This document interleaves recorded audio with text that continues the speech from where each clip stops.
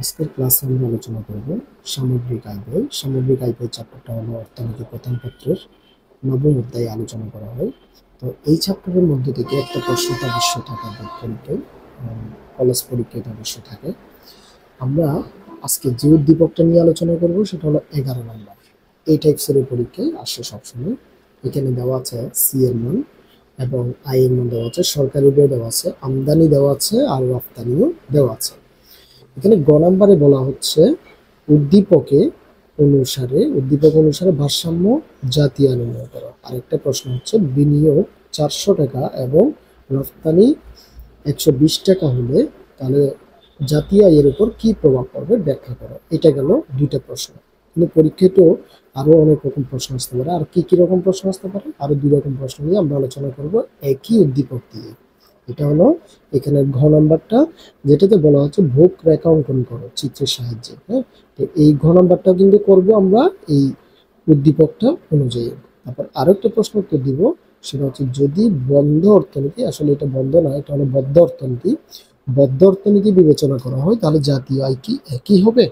এটা আলোচনা করতে হবে। তাহলে এটাও কিন্তু আমরা দেখবো, সেটাও 11 নম্বর উদ্দীপক অনুসারে। ওকে, তাহলে আমরা শুরু করি। আমাদের প্রথমে 11 নম্বর প্রশ্ন থেকে আমরা এখন করতে যাচ্ছি গ নাম্বারটা।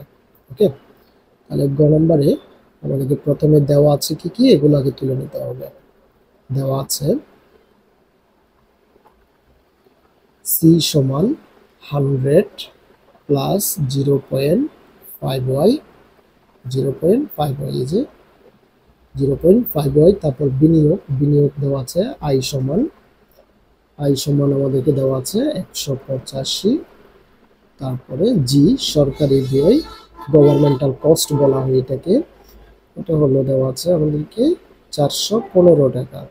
তারপরে এম আমদানি বা ইম্পোর্ট দেওয়া আছে 100 টাকা। তারপর রফতানি এক্স ইকুয়াল দেওয়া আছে 70 টাকা। তাহলে আমরা এখন বের করব কি, ভারসাম্য জাতীয় আয়। ভারসাম্য জাতীয় এই সূত্রটা আমরা এখন বসাবো, লিখবো। আমরা জানি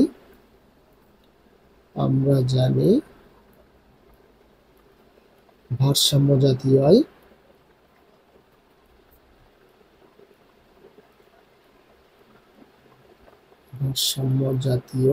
আয় ওয়াই সমান হলো C plus I plus G plus X minus M. Okay, এটা হলো আমাদের ভারসাম্য জাতীয় আয় সূত্র।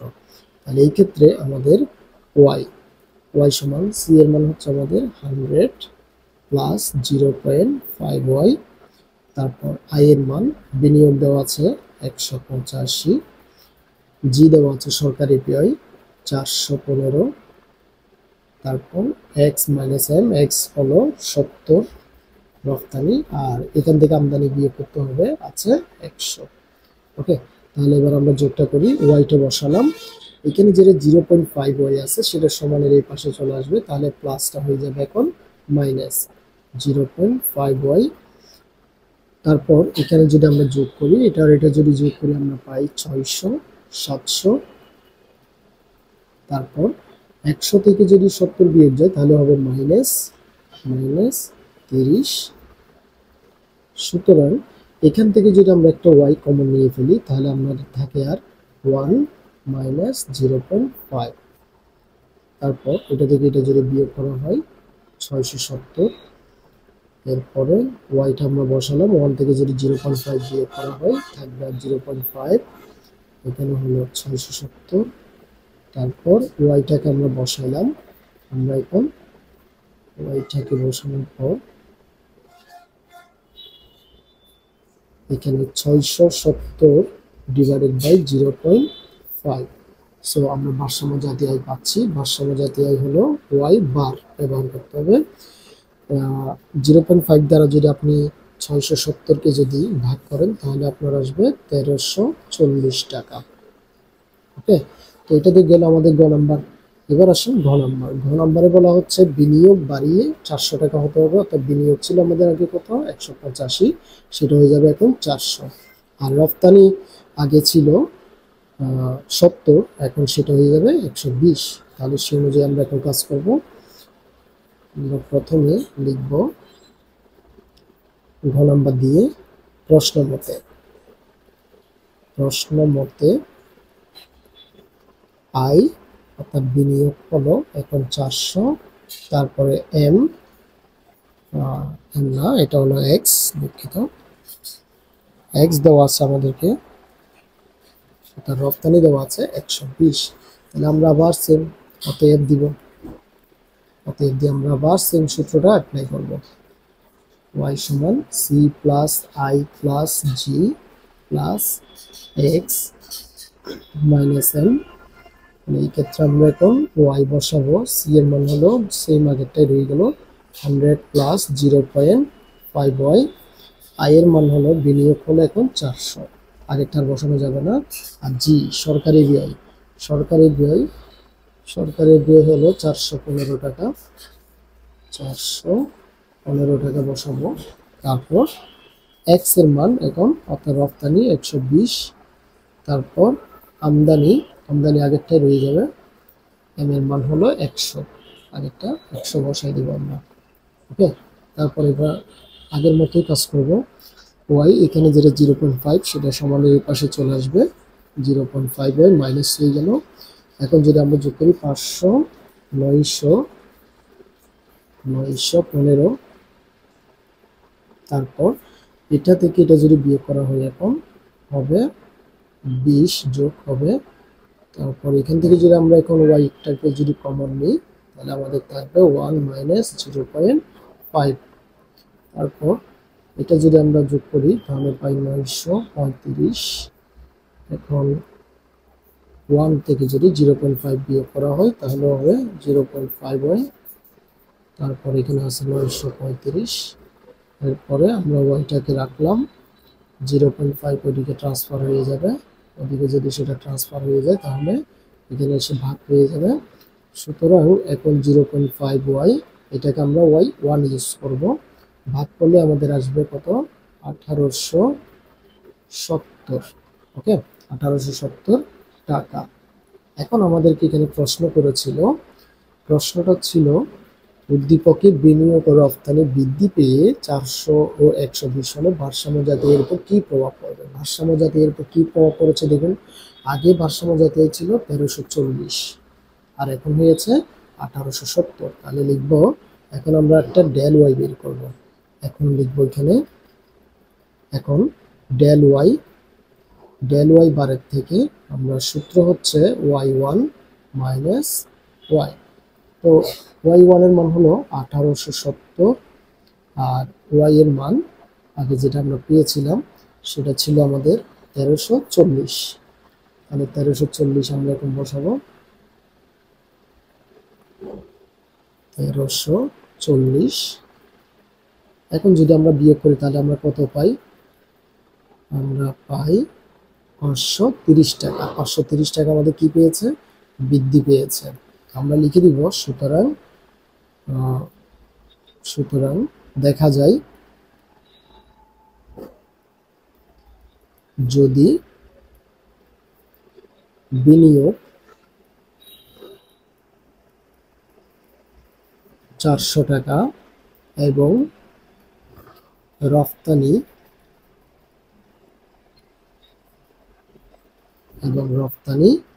120 টাকায় বৃদ্ধি পায়, তবে ভারসাম্য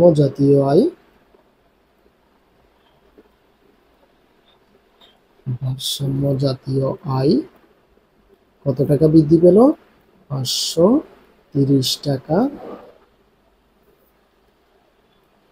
বৃদ্ধি পায়। ওকে, এটাই ছিল আমাদের ঘ নাম্বার। ওকে, এবার চলুন আমরা পরে আরেকটা কোয়েশ্চেন করি। আরেকটা কোয়েশ্চেন যেটা আসতে পারে আপনাকে দিতে পারে সেটা হলো ভোগ রেখা অঙ্কন করো, উদ্দীপকের আলোকে ভোগ রেখা অঙ্কন করে চিত্রের সাহায্যে বিশ্লেষণ করো। তো ভোগ রেখাটা যদি আঁকতে যাই আমাদের ভোগ সমীকরণ প্রয়োজন। আমি বলেছিলাম এই প্রশ্নটা করব আমরা উদ্দীপক 11 নম্বর উদ্দীপকের অধীনে। তাহলে এখানে আমাদেরকে ভোগ সমীকরণ দেওয়া আছে কত, এটা হলো ভোগ সমীকরণ হচ্ছে 100 প্লাস 0.5y। এটা থেকে আমরা চিত্র অঙ্কন করব। তাহলে চিত্রটা আঁকার জন্য আমরা আগে কি করব, একটা লিখব। এটা আপনাকে ঘ নাম্বার বা ঘ নাম্বার যে কোনো একটাতে দিতে পারে, আমি আপাতত ঘ নাম্বার দিয়ে বোঝাচ্ছি। ওকে, তাহলে এখন দেওয়া আছে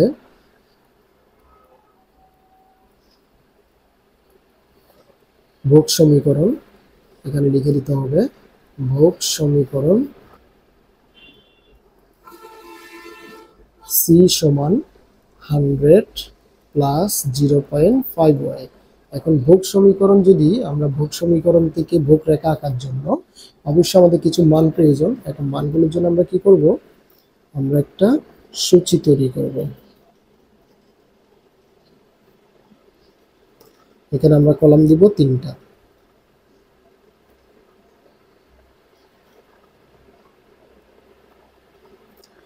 এবং এখানে আমরা লিখব আমাদের মান দেওয়া আছে কিসের, সি এর মান, আর এখানে ওয়াই। তাহলে আমরা ওয়াই এর যে কোনো একটা মান ধরবো, সি এর মান বের হবে। আর এখানে লিখবো আমরা প্রাপ্ত বিন্দু। এখানে ওয়াই এর মান আপনি যে কোনো মান ধরতে পারেন, কিন্তু অবশ্যই ওয়াই প্রথমে 0 দিয়ে স্টার্ট করতে হবে, কারণ যদি আই শূন্য থাকা অবস্থায় যে পরিমাণ ভোগ করি আমরা, সেটাকে বলি আমরা স্বয়ম্ভূত ভোগ। তাই স্বয়ম্ভূত ভোগ বের করার জন্য আই শূন্য অবস্থায় একটা মান দেখাতে হবে। তো দেখুন, এখন যদি আপনি এখানে 0 বসান ওয়াই জায়গায়, তাহলে 0 বসাইলে 0.5 এর সাথে যদি সেটা গুণ করেন 0 হয়ে যাবে, আর ওই 0-র সাথে 100 যদি যোগ করেন তাহলে 100 মান বের হবে। অতএব আমরা এখানে এখন লিখব 100। তারপর এবার আপনি যে কোনো মান নিতে পারবেন, কিন্তু এমন মান নেবেন যেন চিত্রটা একটু সুন্দর হয়। আমি এখানে 100 নিচ্ছি, ওয়াই এর মান এখন 100 ধরলাম। 100 বসাইলে 0.5 এর সাথে যদি গুণ করেন তাহলে হবে 50, যদি 100-র সাথে আবার যোগ করেন তাহলে হবে 150। তারপর 200 নেন, 200 নিলে এটা হবে 100, 100, 200। আপনি ক্যালকুলেটরও করে দেখতে পারেন। যদি 300 নেন তাহলে হবে 250, আর যদি 400 নেন তাহলে বের হবে 300। ওকে, এখানে আমরা নিচ্ছি এ, বি, সি, ডি, ই, এগুলো আমরা এখন নিলাম। এবার আমরা চিত্রটা আঁকবো। আমরা যদি রেখাচিত্র আঁকি, এখানে লিখবো আমরা ভোগ রেখা। ভোগ রেখা লিখে এবার আমরা চিত্রটা অঙ্কন করব। চিত্র আঁকার জন্য আমাদেরকে একটা লম্ব অক্ষর দিতে হবে আর একটা ভূমি অক্ষর নিতে হবে। ওকে, দেখাবো এখানে আই, আর ভোগ দেখাবো লম্ব অক্ষে, এটা হলো 0 অক্ষ। তাহলে আমাদের ভোগ দেওয়া আছে আমাদের 100 থেকে 300 পর্যন্ত, আমরা সেভাবে নিব। প্রথমে 100, তারপরে 150, তারপরে হলো 200, তারপরে হলো 250, এরপরে হলো 300। তারপর আমাদের ওয়াই এর মান দেওয়া আছে 100 থেকে 400 পর্যন্ত, 100, 200, 300 এবং 400। তো খেয়াল রাখতে হবে ভোগ রেখা অঙ্কন করার জন্য সূচির মধ্যে অবশ্যই প্রথমটা আগে 0 নিতে হবে, তারপর থেকে আপনি যে কোনো 4টা মান নেন, সমস্যা নেই, আপনি যে কোনো ইচ্ছা নিতে পারেন, অসুবিধা নেই, 10, 20, 30 করে নিতে পারবেন। তো এখন আমাদের দেখতে হবে ওয়াই এর মান যদি 0 হয়, সি এর মান 100। ওয়াই এর মান 0, সি এর মান 100 অলরেডি আছে, আর দাগটা দিতে হচ্ছে না আমাদের। তারপর কি করব আমরা, 100 দিয়ে 150, অর্থাৎ ওয়াই এর মান হলো 100, সি এর মান হলো 150। ওয়াই এর মান 100, সি এর মান হলো 150।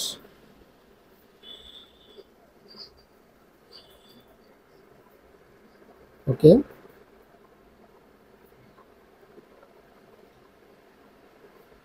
তারপর 200 দিয়ে হলো 200 থেকে এখন আমরা 200 দাগ দিব।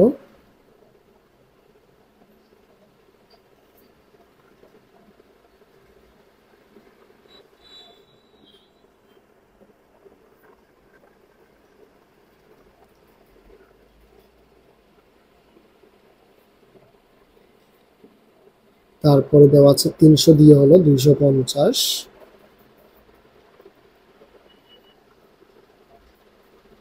তারপর 400 দিয়ে হলো 300,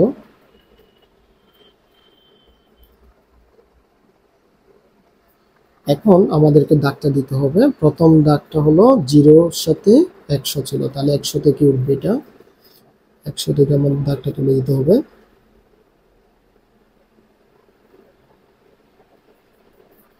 এই হলো আমাদের বক্ররেখা। ফার্স্ট অফ অল আপনাকে এখানে একটু দেখা দিতে হবে যে এটা লিখে দিতে হবে সমান সমান 100 প্লাস 0.5 ওয়াই, আর এখানে আপনি লিখে দিবেন A B C D E. এটাই হলো আমাদের বক্ররেখা। আশা করি বুঝতে পেরেছেন। আপনি ব্যাখ্যার সময় লিখবেন চিত্রের লম্ব অক্ষে ভোগ এবং ভূমি অক্ষে আই এর পরিমাণ নির্দেশ করা হয়েছে। চিত্রে দেখা যায় আই এর পরিমাণ বৃদ্ধি পাওয়ার সাথে সাথে ভোগের পরিমাণও বৃদ্ধি পেতে থাকে, ফলে রেখাটি উলম্ব আকৃতির হয়ে যায়। ওকে, এবার আসুন আরেকটা প্রশ্ন দিতে পারে আপনাকে বদ্ধ অর্থনীতি। আচ্ছা, বদ্ধ অর্থনীতিটা বোঝানোর জন্য আমি আপনাকে দুইটা সূত্র আগে বোঝাই। এখানে মূলত ভারসাম্য জাতীয় এই সূত্র হচ্ছে y সমান C plus I plus G plus X minus M. এটা হলো সবচেয়ে পূর্ণাঙ্গ সূত্র। এই সূত্রটা হচ্ছে আপনি মূলত আমরা বলে থাকি অর্থনীতিতে দুইটা অবস্থায় অর্থনীতি থাকে, একটা হলো মুক্ত বাণিজ্য অর্থনীতি আর একটা হলো বদ্ধ অর্থনীতি। হ্যাঁ, তো এটা হলো মুক্ত বাণিজ্য অর্থনীতি, কারণ মুক্ত বাণিজ্য অর্থনীতিতে আমদানি রফতানি দুটি থাকে। মুক্ত বাণিজ্য অর্থনীতিতে আমদানি এবং রফতানি দুটি থাকে, কিন্তু বদ্ধ অর্থনীতিতে শুধু দেশীয় কাজগুলোই হয়ে থাকে, আমদানি রফতানি থাকে না। তো অতএব আপনার বদ্ধ অর্থনীতির সূত্র হবে তাহলে কি এক্স মাইনাস এম ছাড়া সি প্লাস আই প্লাস জি। অর্থাৎ এতটুকু সূত্র দিয়ে আপনি এখন কাজ করবেন। এই সূত্রগুলো দিয়ে যে কাজ করে যেটা পাবেন, তাহলে আমরা কি পাই একটু দেখুন। ওয়াই সমান আমাদের সি এর মান কত ছিল 100 প্লাস 0.5 ওয়াই। তারপর আই এর মান ছিল, বিনিয়োগ ছিল প্রথম দিকে 185 ছিল, সম্ভবত 185। তারপর আমাদের জি সরকারি ব্যয় ছিল কত, সরকারি ব্যয় ছিল 415 ছিল। তাহলে এই ক্ষেত্রে আমরা ওয়াইটাকে রাখলাম, এটা থেকে সমানের এই পাশে যদি নিয়ে আসি 0.5 ওয়াই। তারপর যদি আমরা সবগুলোকে যোগ করি, এখানে পাচ্ছি 600 আর এখানে হলো 700। এখন আমরা ওয়াইটাকে যদি কমন নিয়ে ফেলি 1 মাইনাস 0.5 ওয়াই, তারপর এখানে হলো 700। এবার আমরা 1 এর থেকে যদি 0.5 বিয়োগ করা হয় তাহলে হবে 0.5 700। এবার আমরা ওয়াইকে রাখলাম, 0.5 কে ওদিকে যদি ট্রান্সফার করে দিই তাহলে 700/0.5। সুতরাং ওয়াই বার সমান আমাদের মান হলো কত 1400।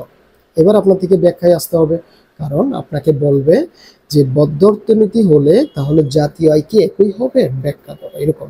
তো এখন আমরা গ নাম্বারে তাহলে জাতীয় আয় কত পেয়েছিলাম, আমরা গ নাম্বারে জাতীয় আয় পেয়েছিলাম 1340 টাকা, কিন্তু বদ্ধ অর্থনীতির সূত্র ব্যবহার করে আমরা মান পেলাম 1400 টাকা। তাহলে 1400 হলে আমরা এখন কি পেয়েছি, বদ্ধ অর্থনীতি হলে জাতীয় আয় বৃদ্ধি পেয়েছে। জাতীয় আয় বৃদ্ধি পাওয়ার কারণটা হলো কারণ আমাদের এখানে আমদানি বেশি ছিল, রফতানি কম ছিল। আমদানি যদি বেশি হয়, রফতানি যদি কম হয়, তাহলে জাতীয় আয় কমে যায়।